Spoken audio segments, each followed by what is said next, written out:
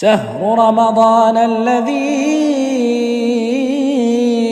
أنزل فيه القرآن هدى للناس. asalaamaaleykum wa rahmatullah.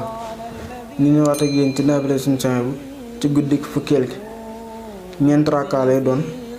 rakka bu ci nekk Faatiha benn yoon ak ayatul kursi benn yoon, inna anzalnaahu fukki yoon ak ñaar.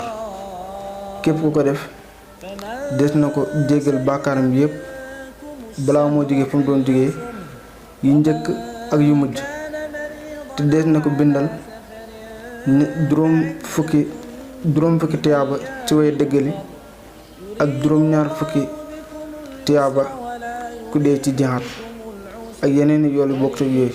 ñu leen jox di dajee bu suba ak jàmm insha allah. شهر رمضان الذي